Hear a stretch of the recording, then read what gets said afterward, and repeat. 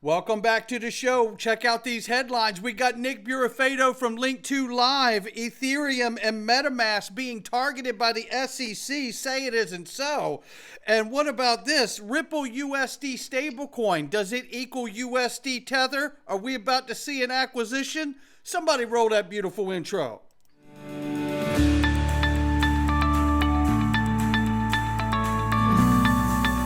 Digital Perspectives with Brad Kimes. Come on in.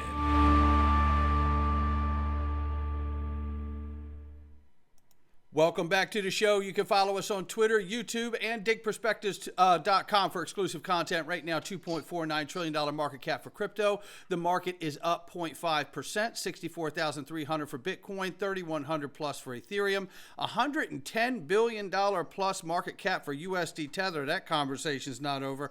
52 cents for XRP, 24 hours, it's up 0.6, and on the 7-day, 4.4.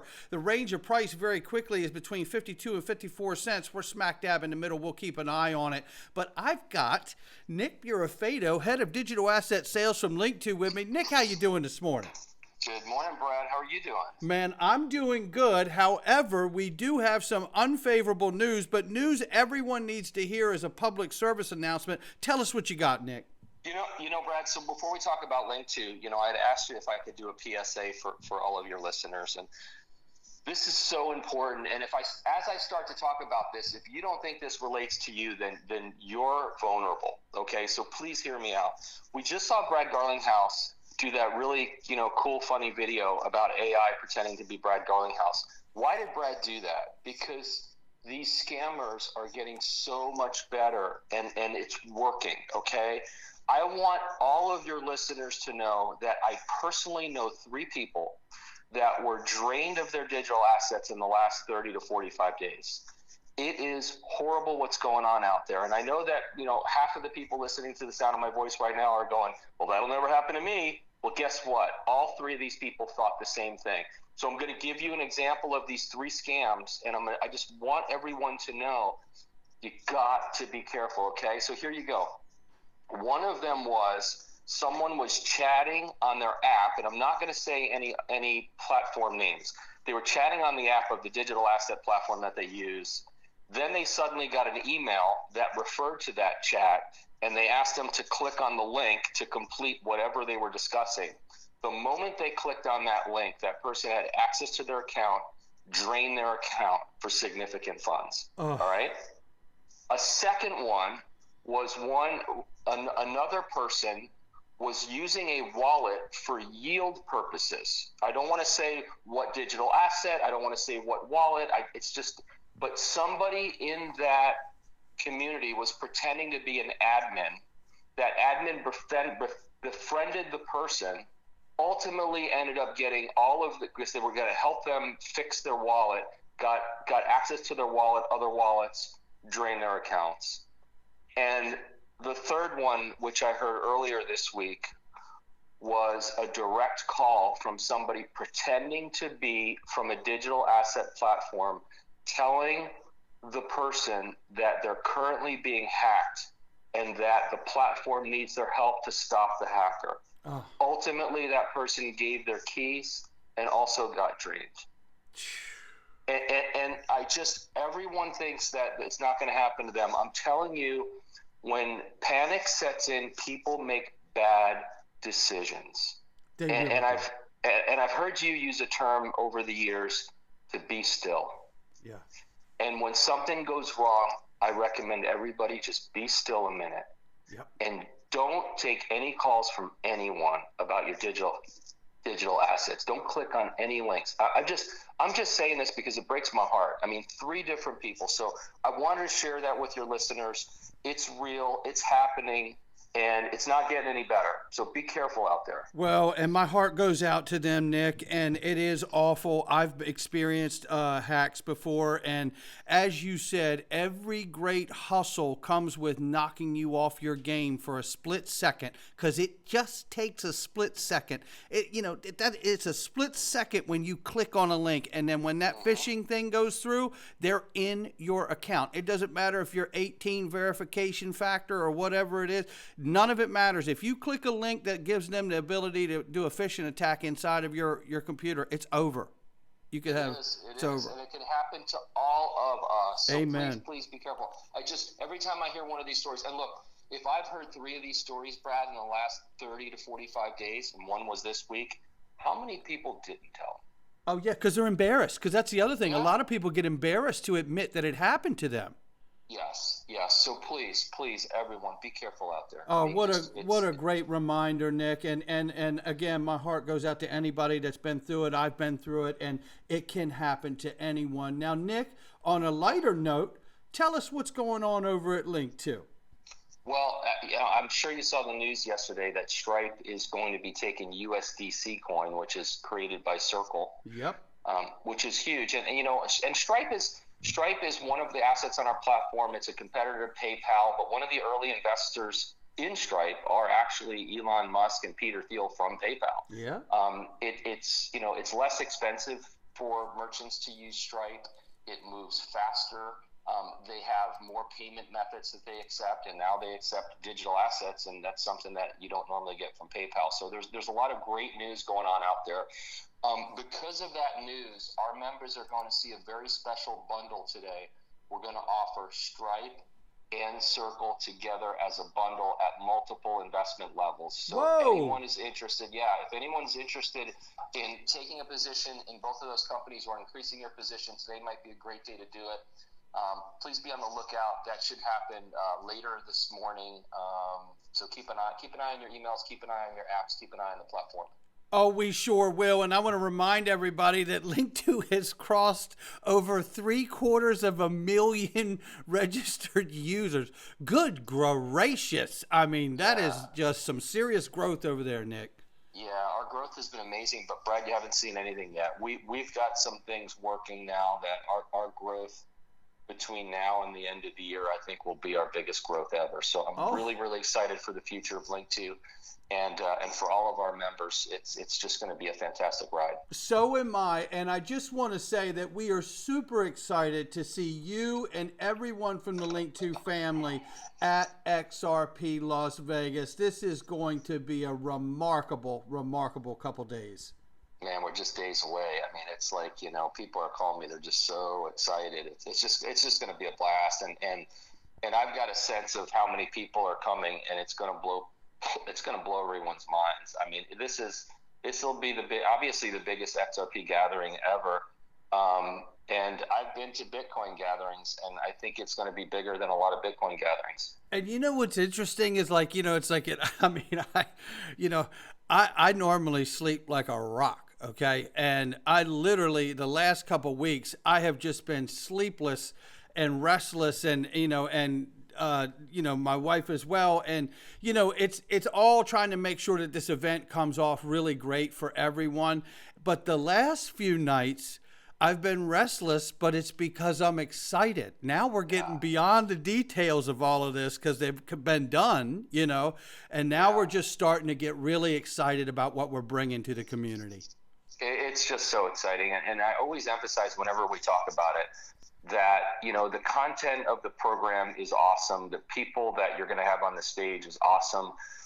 But what you can't emphasize enough to the people coming, or the people that should be coming, or the people that are going to buy tickets over the last few days, is that interaction you're going to make with people that you've been talking to on Twitter and YouTube, or that you've heard on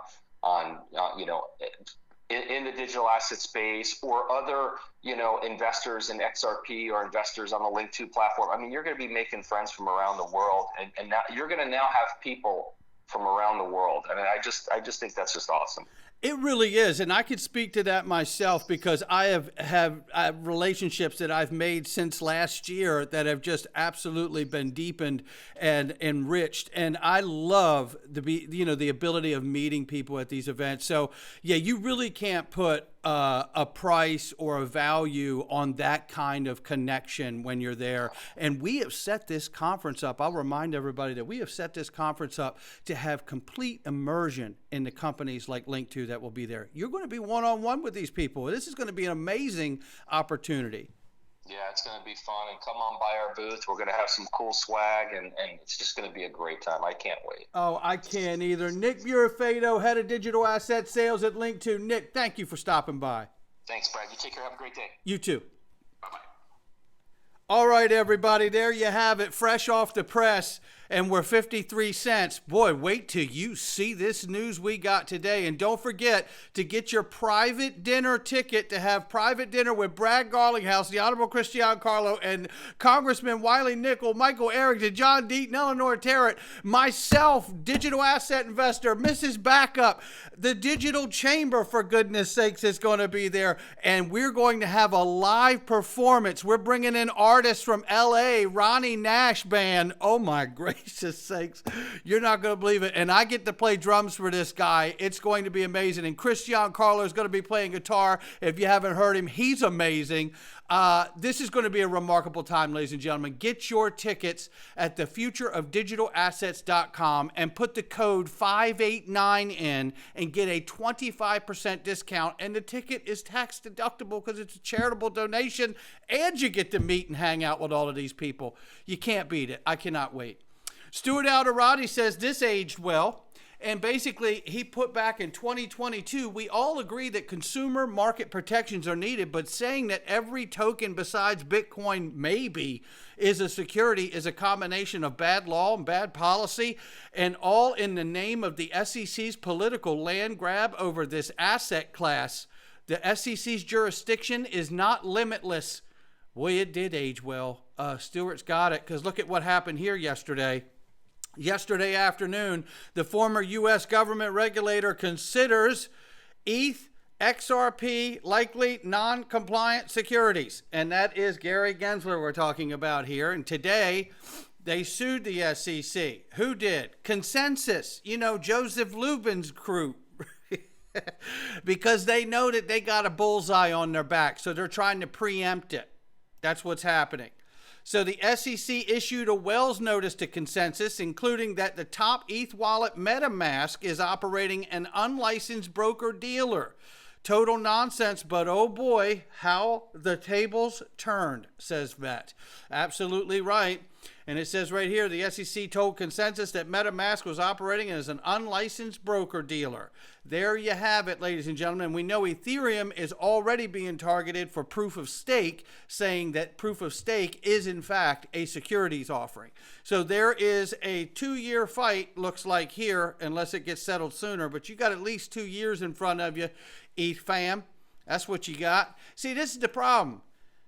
Paul Grewal, who is an excellent former federal judge and lawyer fighting for Coinbase, says today, after the announcement that Consensus fights back and filed a lawsuit against the Securities Exchange Commission, the goal behind this is to ensure that Ethereum remains a vibrant, indispensable blockchain platform and to preserve access for the countless, obviously, developers, market participants, and institutions who have a stake in the world's second largest blockchain. Yeah, we get that, and we get the fight. No question about it, and you should be fighting.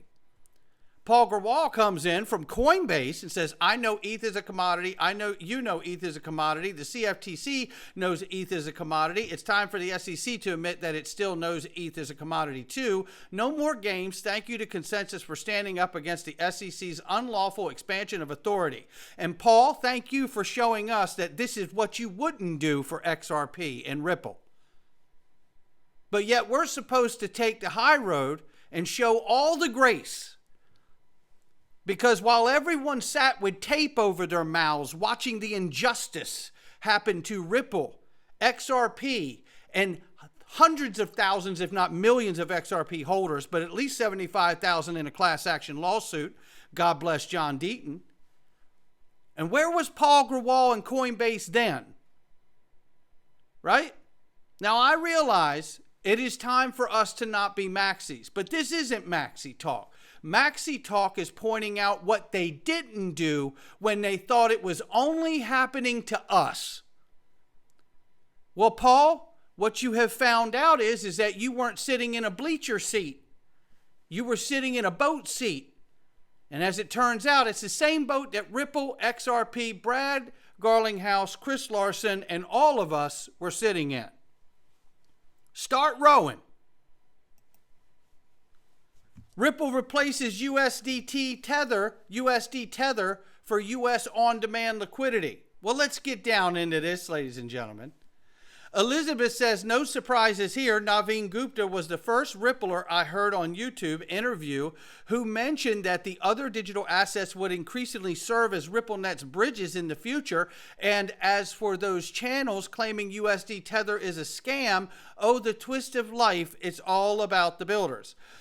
Listen, I don't know what's going on here, but take a look at this. This is actually not as complicated or as separate as all of it appears.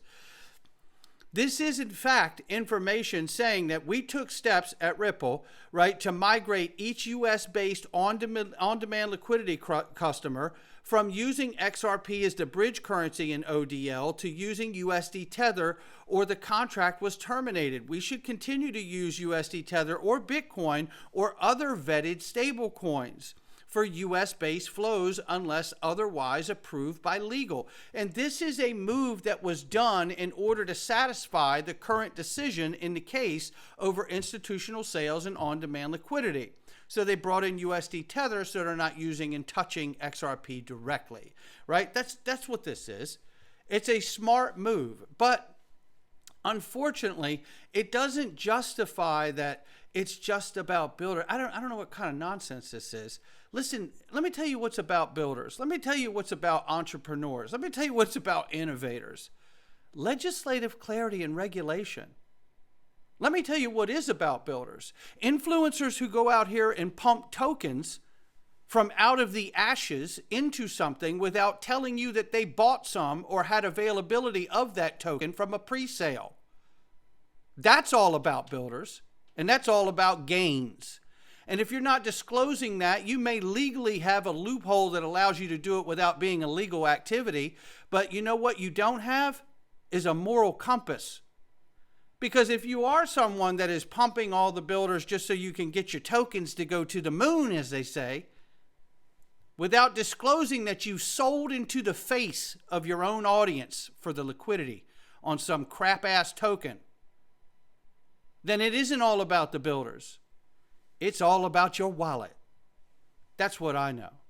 And talking about twist of life, and I love that she used that too, because twist of life is a great phrase, because there are many twists in life. And none of us can really know where this is going. We can only speculate.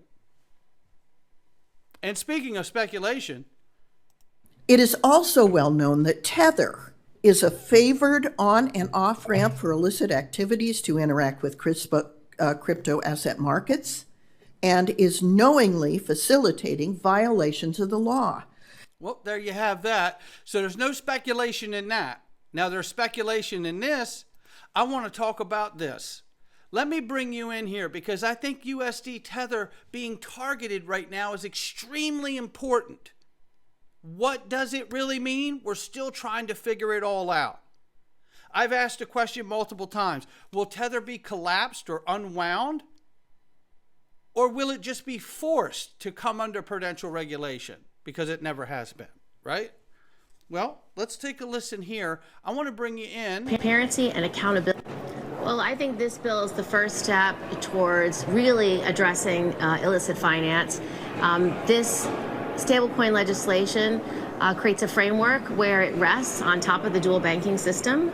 It uses the protections of Know Your Customer and anti-money laundering protections in the banking system. This is a bill that's written to have 100% one-to-one dollar-backed.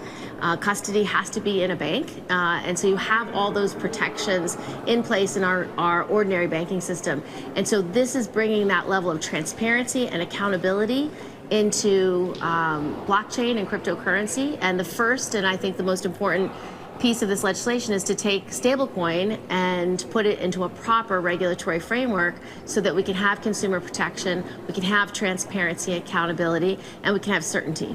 Yeah, the worst thing we could do if stablecoins are being misused around the world is to step away and not regulate them. Now the listen. whole purpose of this bill is to protect consumers while we acknowledge the existence and use of stablecoins. Now that's all the part we focused on when this first came out a few days ago. But listen to this part.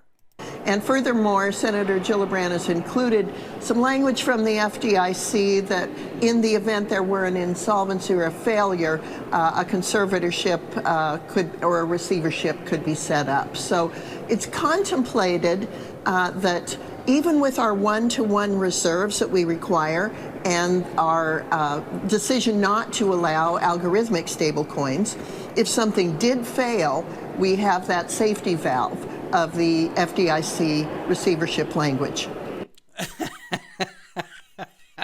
Yeah, how about that? Receivership, conservatorship, if something's not compliant or doing right.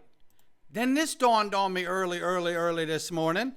Remember when Tether revealed their partnership late last year with the Secret Service and the FBI? Is this that conservatorship she's talking about in this bill? But the bill isn't here yet? So that conservatorship looks more like the Secret Service and the FBI partnering with Tether? Did we forget that the Secret Service was originally created to combat counterfeit money, not protect political figures? That was the original reason for the creation of the Secret Service, and they still, number one cause of the Secret, or purpose of the Secret Service is to fight counterfeit money. Here's the other thing. I put this out yesterday. Listen to this last part of this clip. For that community, and will be good for XRP as well. And if we see the United States government and the Secret Service, which is already working hand in hand with Tether, shut Tether down, couldn't we be watching a flood of that market cap of 10 billion plus pour into the legitimate regulated stable coins and network and ecosystem? And voila, you have the regulated Internet of Value, right? Well, yeah, technically it could pour into USDC and the new Ripple stable coin. But keep listening. Gabe, it looks like it makes sense for now. We'll see. The players in that space, particularly one called Tether, is a non-US based entity. And the US, frankly, is kind of going after that because they want this to be regulated. Now, isn't that interesting? Because look, if we go back here, right? If we just go back, let's go back. Elizabeth's right. She's absolutely right here. Ripple did take steps to migrate. This is Ripple's language. They did these things. But to that point, Brad Garlinghouse just pointed out that the U.S. government is targeting it. So it seems that Ripple made that shift to honor the decision in the court case and obviously picked USDTether because it is the 95% most used asset in digital asset transactions, right? It covers 95% of those transactions or more. And now it's being targeted. Well, this is where I come in and start asking the real question. We know about this document. I just showed it again yesterday. Shout out to Subjective Views for this. Ripple believe head of public policy sitting beside Nellie Liang, the Undersecretary of Domestic Finance. Stellar's at the table too. We always see this. But then you start asking yourself, why has Susan Friedman from the Treasury joined Ripple? Why did Craig Phillips come on board for a minute, right? Why did Michael S. Barr become a Ripple advisor from the Treasury and now became the VP of Federal Board of Governors, where he's currently helping to architect stablecoin legislation with Gillibrand and Lummis? Right? Why Rosie Rios, the 43rd Treasurer? Right? Why all of these things? You know, when I look at all of this stuff, I start asking myself, my God, is Tether going to get unwound, and then that pushes their market cap into regulated coins like, you know, Circle's USDC or soon to be Ripple's digital dollar? Or are we actually, in fact, going to watch Ripple acquire Tether? And if the stablecoin legislation goes through, Tether's got a $100 billion market cap, so we know that Ripple doesn't have the money. But if the U.S. government seizes Tether underneath the FDIC conservatorship, they could give it to whoever the hell they want to. And maybe they end up choosing somebody like Ripple, which has RippleNet and has never not done a KYC AML transaction, which is what has been bugging me the last few days. How do you get Tether to be AML, KYC, and CFT compliant? You got to bring them under the fold somehow, and maybe that involves Ripple and the XRP ledger. And maybe that new stablecoin that Ripple's going to do ends up becoming USDTether under a takeover proxy of the U.S. government and the FDIC and stablecoin legislation. I don't know the answer. I do not know the answer. But I can tell you one thing. I think it's a damn good question on April 26, 2024. Not financial advice to me or anyone else. We're going into the freedom zone. I apologize, it got a little long today. But all of this is happening while Ethereum and MetaMask take the stage to be next up on the sue your ass off by the SEC docket. There you have it. All right, not financial advice to me or anyone else, ladies and gentlemen. This got a little long. I'll do the Freedom Zone on the next one, ladies and gentlemen. Actually, you know what? I'm going to do it right now. I've got it queued up. Let's go in here. You're going to want it. The largest scam ever perpetrated on human population right now in the Freedom Zone. Come on in. All right.